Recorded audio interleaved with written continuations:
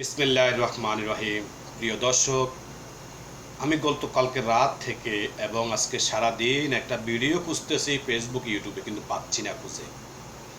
ভিডিওটা হলো, আপনারা হয়তো অনেকেই জানেন, ভারতের উদয়পুরে মুসলমান সংখ্যালঘুদের উপরে হিন্দুদের যে বর্বর হামলা, নির্যাতন এবং তাদের বাড়িঘর, ব্যবসা প্রতিষ্ঠানে লুটপাট, ভাঙচুর, জ্বালাও পোড়াও হিন্দুবাদিত্ব যারা আছে তারা চালাচ্ছে।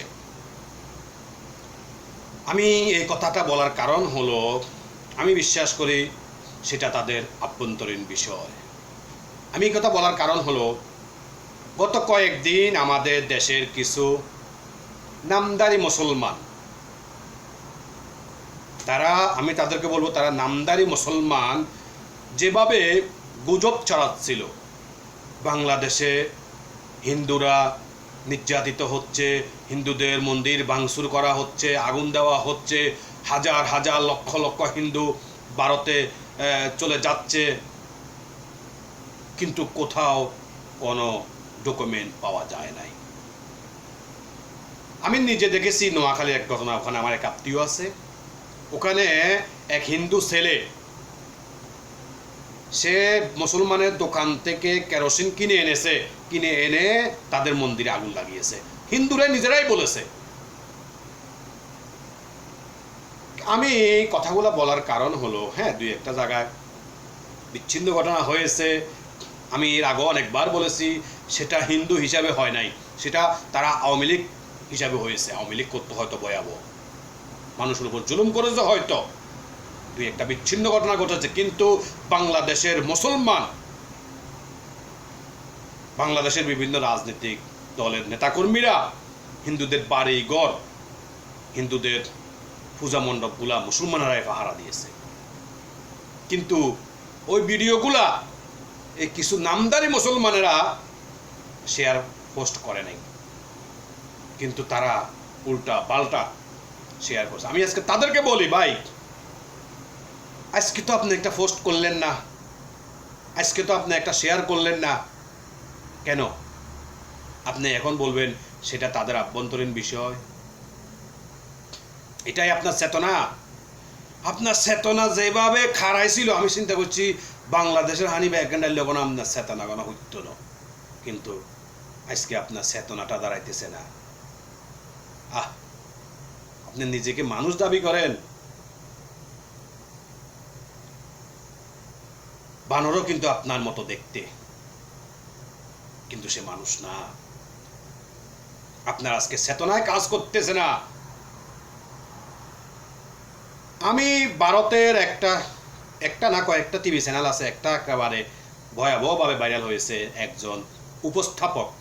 সে যেভাবে বাংলাদেশে এই হইতেছে সেই হইতেছে, হ্যাঁ, এমনভাবে দৌড়াদৌড়ি করে লাগে যেন দীর্ঘদিন আপনার একটা পাগলকে যদি আপনি বেঁধে রাখেন, হাত পা খানা দানা না দেন, হঠাৎ যদি সে ছুটতে পারে, যেভাবে দৌড় দেয়, এই উপস্থাপক সেভাবে করেছে।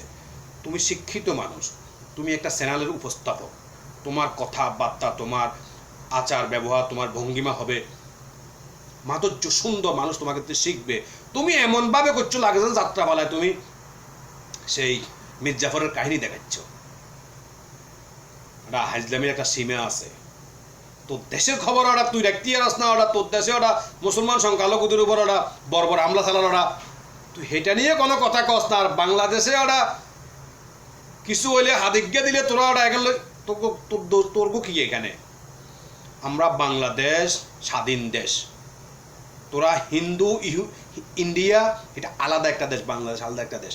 আমাদের দেশে অনেক কিছু হবে, তোরা এটা নিয়ে নাক গলাস কিলে বলদ করে বলদ হারামখোর। তোর উপস্থাপনগুলো দেখি আমার মাথা এত গরম হয়েছে। তোরা যদি বাংলাদেশের মানুষ যদি বাজমতে হয়তো তোর উপস্থাপনা শিখে দিত। বাংলাদেশ সাংবাদিককে উপস্থাপন দেশ না, উপস্থাপকরা কীভাবে কথা বলে, চোরের ঘরে চোর। আমি বাংলাদেশের যারা চেতনাবাদী আছেন, যাদের চেতনা আটকা আটকা খাড়ায়, তাদেরকে বলতে চাই,